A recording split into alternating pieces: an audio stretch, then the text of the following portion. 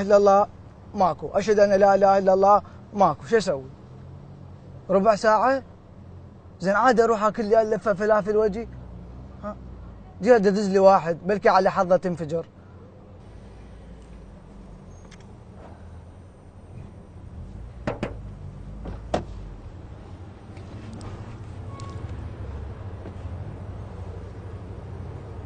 انت امير؟ من يقول؟ شو السؤال الغبي هذا؟ امير ولا لا؟ اي انا امير، بس انت ويانا علينا غير اعرف. لك شو الغباء هذا؟ يعني شنو انا علينا؟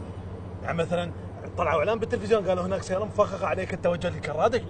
طبعا وياك. صح ايش مدري ان انت هنا واقف هنا؟ صح. بعد ليش ما طقت؟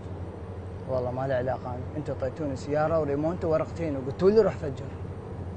ورقتين؟ شو تسوي انت؟ مو راح تموت؟ من يموت؟ انت مو راح تموت؟ شنو سالفه التشفيك؟ شنو اموت؟ اموت شنو؟ انا ما انفجرها وما اموت انا شنو؟ يعني انت راح توقف من بعيد وتدوس الريموت وتفجر غير؟ لا العبوه راح تكون يمي وافجرها، بس شنو احنا متفقين البسامير راح تكون منا ومناك، راح تنفجر السياره، انا للاحتياط راح اسوي هيج، ولا سمح الله خاف يصير قدر انا جايب دهن مال الحروق، كل شيء يصير يعني. حاط احتياطاتي.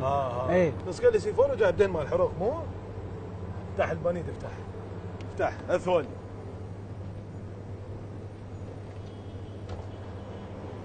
هاي شنو طفت عندك هاي السيارة؟ اي والله طفت بالسيطرة، بس الولد الجنود ما قصروا خطية دفعوها وياي، الف رحمة لوالديهم.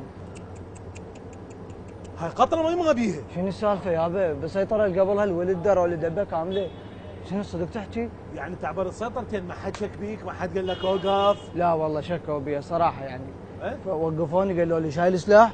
قلت لهم لا والله بس مفخخها، فيها خطية، هم ضحكوا وقالوا لي فوت.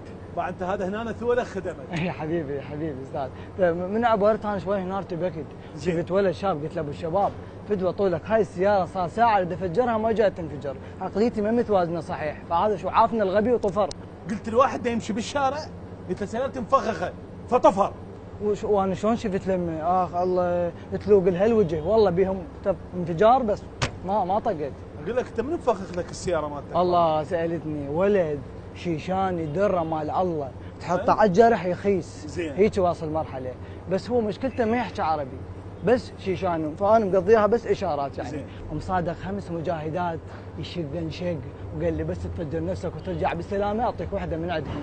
زين انت خابرنا يا اخي نفتهم بلكت يساعدنا. يا معود جاي يدق عليه ما يشيله، صار لي بالساعه دق عليه ما يشيله، خبرني. ليش؟ مو اليوم يمكن ملتهي بسوق الرقيق، جايبين سبايك يشق مواليد 97 96، هو اليوم ملتهي هناك يمكن. انا كله اعرفه رست تلعب ورستها ما يصير شيء. طينا ريموت والله خليه يشوفه. طينا ريموت. هذا الريموت. هذا شنو هذا؟ ريموت.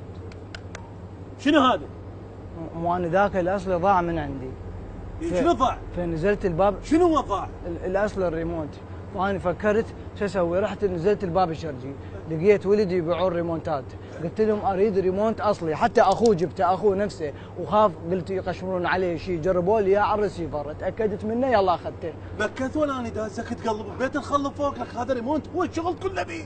لك شنو انت بتفتهم؟ بس لك شبش لك ما طبعا ما تنفجر عندك السياره. لا تصير عصب لا تصير عصب لك. نروح نامنها يم السيطره يقول جماعتنا، ونروح نجيب الريموت الاصلي ونجي، لان انا صارت ميانه وياهم. اي ايش تقول؟ والله. يلا امشي نروح للسيطره. بعد ليش هالعصبيه؟ امشي.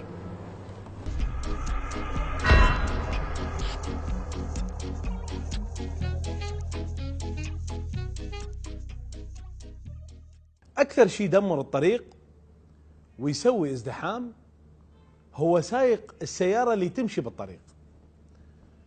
وانواع السواق بالشارع هم 4.